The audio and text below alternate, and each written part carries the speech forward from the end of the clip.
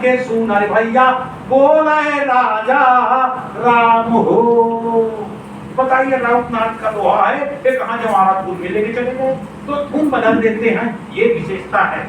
पर्याप्त समय हो गया होगा, आपने दत्तचित्त होकर के श्रवण किया।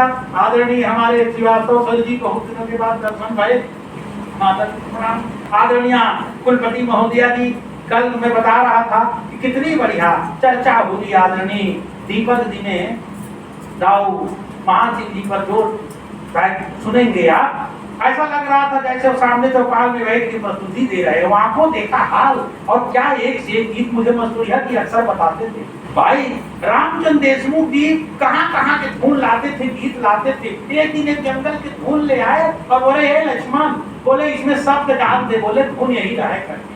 तो मूल मुझको बताइए गीत बता रहे थे आए पर भाई कह गया मैं फिर गीत लिख दूं।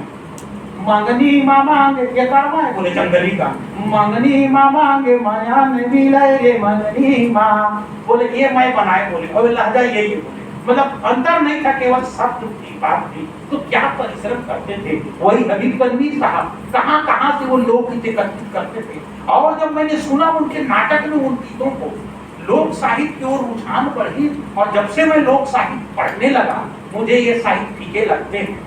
मार गई नैना वो तो तिरछी कटार की, रीति काल को उपमान देते हैं। मैं बोलता हूँ रीति काल में तो है, अरे जरा सा चले जाओ बुंदेलखंड, पूछता हूँ कोई बुंदेल के लड़के हैं क्या, उनसे पूछता हूँ जरा लोक गीत को बताओ, ये बैठे बुंदेल वाले। नैना निमार गोरी नैना निमार गोरी नैना निमार, भर के दुनाली चाहे मार ले।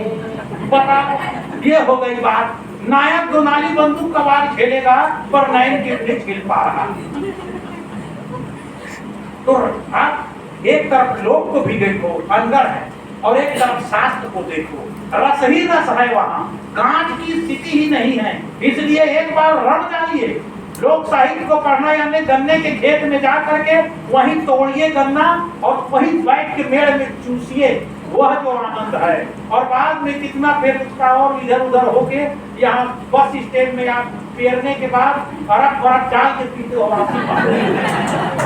ये अंतर है, क्योंकि मैंने चूसा है गन्ने के खेत में गन्ना, और वहाँ भी सुना है, यहाँ भी देखा है। तो बड़े भाग्यशाली हैं मित्रों आप लोग जो इंदिरा कला संगीत विश्वविद्यालय में आए हैं। पर याद रखना, इस विश्वविद्यालय को मैं बामन का गढ़ कहता। एक पांव यहाँ धरे तो कलकत्ता, एक पांव धरे तो केरल चले जाए। यानी हमारा affiliated college all over India में है। संख्या हमारे भले 14-15 हजार होगी, पर बैनर बहुत बड़ा है। हम गर्व कर सकते हैं कि छत्तीसगढ़ में ऐसी और कोई दूसरी संस्था नहीं है जिनका एफिलिएशन पूरे अखिल भारतीय स्वरूप में हो। इसलिए आप एक खड़े नहीं होते कहीं जाते हो तो विश्वविद्यालय का बैनर आपके पीछे होता है, यहाँ के गुरुजन, यहाँ की साधना। इसलिए संभल के बोलना, संभल के प्रस्तुतियां दीजिएगा, आपके माध्यम से हम सबका सम्मान होगा। और यह भी याद रखना कि कभी चेला भी गुरु को संभाल लेता है, केवल जात मच्छिंदर गोरा खाया नहीं होता। आज भी विद्यार्थी, हम सीखते हैं विद्यार्थियों से। एक उदाहरण मैं डॉक्टर पुरुषोत्तम जी को बता रहा था। मैं बिलासपुर में था, 4-5 बच्चे साथ में थे, भाई भतीजे, तो सब सूटे टूटे होके जाने लगे। और मैं भी एक वक्ता होता था तो मैं धोती कुर्ता पहन के जाता था। मैं कहाँ से लाऊंगा कीमती, चलो इसी को पहन के जाता हूँ। तो एक दिन मैं ऐसे बैठा था, सभा भवन की बात है, राघवेंद्र राव सभा भवन, मैडम की प्रस्तुतियां भी हो गई, और मैं तेजी से उठा बता रहा हूँ, और धोती पहना हुआ था, कुर्सी में फंस गई होगी कहीं आगे पास। और मैं तत्काल ऐसे उठा, बगल में मेरा विद्यार्थी था, वो पानी खुलने की स्थिति आई, तब से पकड़ लिया और चिपक के मेरे साथ मंच की ओर चले जा रहे। वर्मा, अनिल वर्मा लेक्चरर हैं।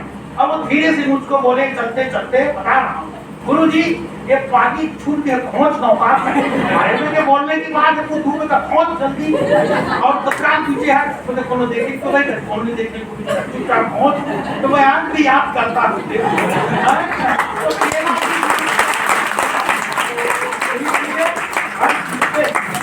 मैं लोक संगीत के और बच्चों से पूछता हूँ, मैं जानने के लिए पूछता हूँ बच्चा। ये कभी मत सोचना कि मैं गा दुआ देता हूँ तो गुरु जी जानते हैं, पहले से बता देता हूँ। देखो मैं डिप्लोमा हुआ वाला भी नहीं वाला भी नहीं हूँ।